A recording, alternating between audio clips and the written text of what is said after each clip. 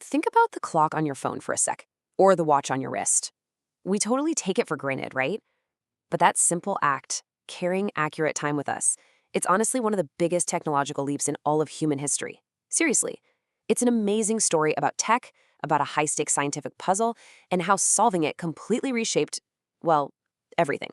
And it all kicks off with one big question. So, what if you couldn't carry time with you? Just try to picture that.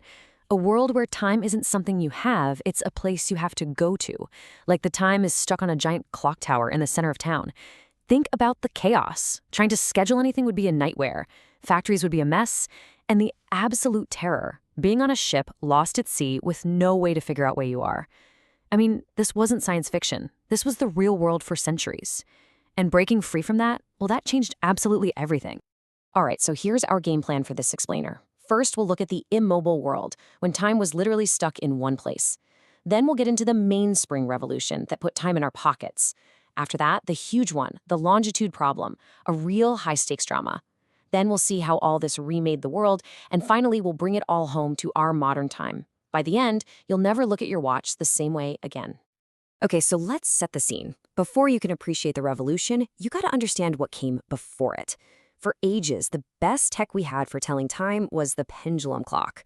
And these things were, well, they were behemoths. Absolute masterpieces of engineering, for sure, but they were massive and completely, totally stationary.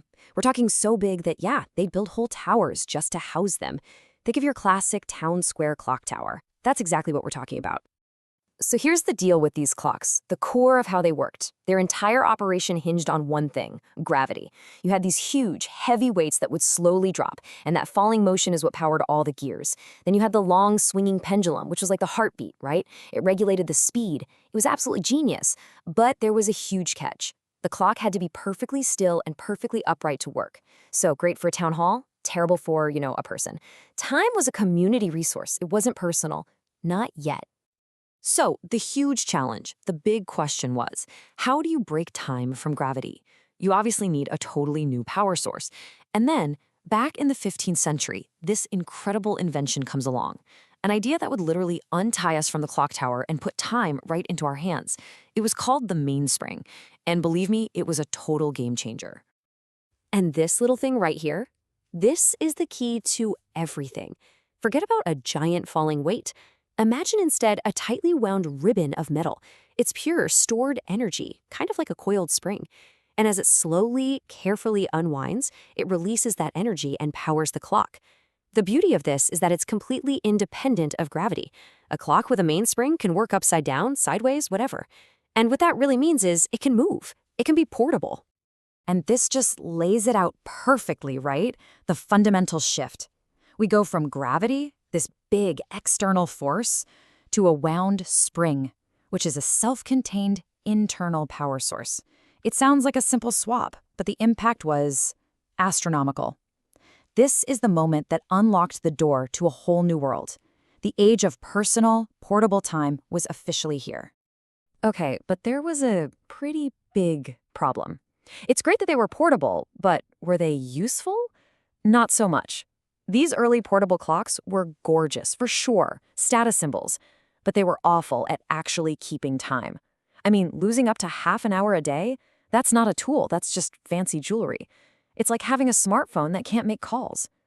So yeah, we solved the power problem, but now we had a massive precision problem. And this is what fixed it. The balance spring. It's another tiny coiled spring, but this one, paired with a little wheel, acts like the clock's pacemaker. It creates that steady, reliable tick-tock that controls the mainspring's power with amazing precision. And the guy who figured this out? Christian Huygens, who, by the way, also discovered Saturn's rings.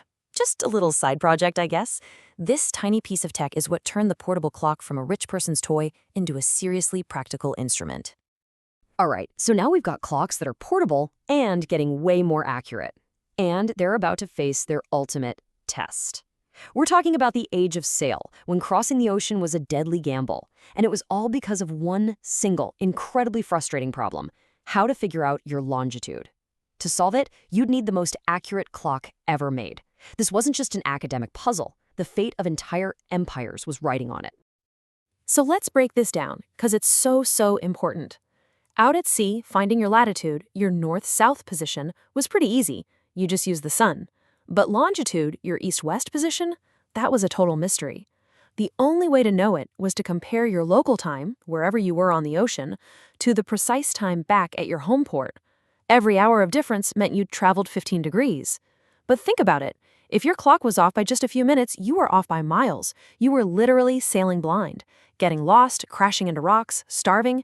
It was happening all the time. This was the scientific problem of the age. The problem got so bad that the British government put up a massive cash prize, like life-changing money, for anyone who could solve it. And this is where our hero comes in, a guy named John Harrison. He wasn't some university professor. He was a self-taught carpenter and clockmaker. But he was brilliant, and he was absolutely obsessed. He basically dedicated his entire life to cracking this problem. And as you can see, this wasn't an overnight success. It was a long, slow, brutal marathon of invention. And just look at this progression. It's insane. He starts with the H1 in 1735. It's a 75-pound beast of brass, an amazing piece of engineering, but you're not exactly putting that in your pocket. Fast forward a few decades of non-stop work, inventing new ways to deal with temperature changes, fighting friction, and he ends up with the H4. It's basically a big pocket watch. He went from a giant machine to something he could hold in his hand. He didn't just make it accurate, he made it impossibly small. So, the moment of truth. In 1761, the H4 gets put on a ship for a brutal 2-month voyage to Jamaica. Imagine this tiny, delicate machine being thrown around on the waves, going through wild temperature swings day after day. After 61 days at sea, they checked its accuracy. It had lost just 45 seconds. 45 seconds. It was almost unbelievable. John Harrison had done it. He'd solved the longitude problem. He'd proved you could keep perfect time anywhere in the world. But Harrison's breakthrough wasn't just about saving ships. It was so much bigger than that. The ability to carry precise time with you, it unleashed a tidal wave of change that would totally remake society.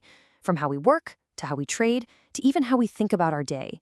This wasn't just a technological revolution, it was a social one, and we are still living inside the world it created. Think about the Industrial Revolution. The clock was basically its operating system. Before, your workday was defined by the sun. Rise, work, set. Simple. But with clocks, work became something that could be chopped up into hours, minutes, seconds. Factory whistles, all synchronized, told you when to start and when to stop. For the very first time, your labor wasn't a task, it was time. And that meant you could be paid for your time. The whole idea of a 9-to-5 job, the hourly wage, that all starts here. And let's not forget what this did for the world itself. The chronometer basically shrank the planet. Suddenly, navigation was safe and predictable. That meant global trade could explode. Sending a ship full of valuable cargo across the ocean went from being a massive gamble to a reliable business venture. And for nations with powerful navies, it allowed them to project power and build global empires with a precision that was simply impossible before. And what's really amazing is how fast this tech trickled down to everyday people. I mean, look at this. In the late 1600s, having a watch made you part of the super elite. Less than 10% of people had one. But by the late 1700s, it was becoming a common tool, even for the poor. Time wasn't a luxury item anymore. It was being democratized. Everyone could own a piece of it. But maybe the deepest change was to us, personally.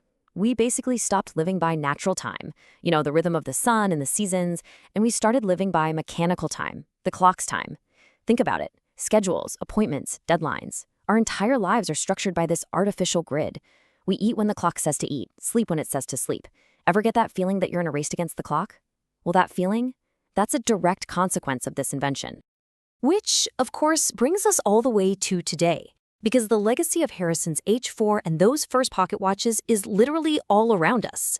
It's just evolved in ways those early clockmakers could have never, ever imagined. Just take a look at the watch on your wrist, or the one you might want. On one hand, you have the classic mechanical watch. It's really a celebration of everything we've been talking about, all those tiny springs and gears, that incredible craftsmanship. It's about tradition. And on the other hand, you have the smartwatch. It's kind of the philosophical opposite, right? It tells time, sure, but that's almost beside the point. Its real job is to manage information, to keep you connected. It's gone from a tool that tells you the time to a device that manages your time, and pretty much your whole life. Which really leaves us with one big final question to think about.